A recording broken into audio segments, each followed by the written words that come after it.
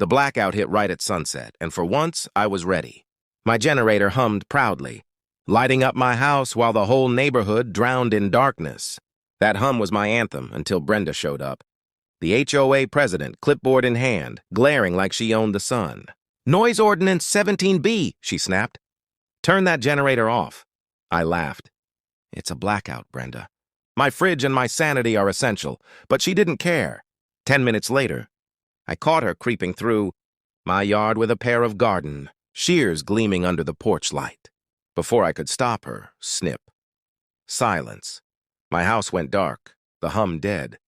She'd actually cut my cables. That wasn't just sabotage, it was war.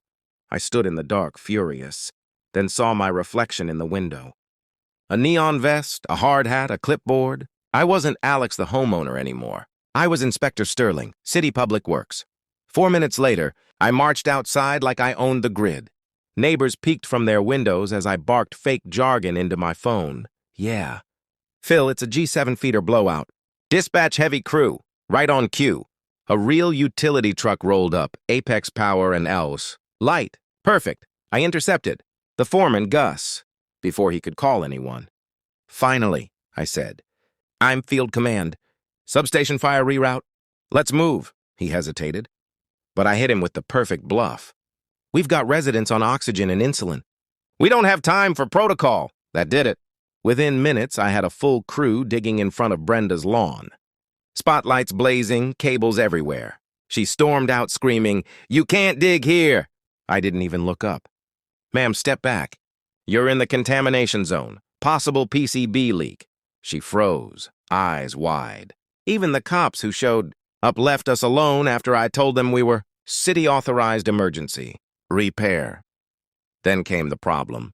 A missing 200-amp fuse. The fix was impossible until I looked at my dead generator. I cannibalized it, ripping out its main breaker like a surgeon. The neighbors gasped, whispering, "He's sacrificing his own generator for us."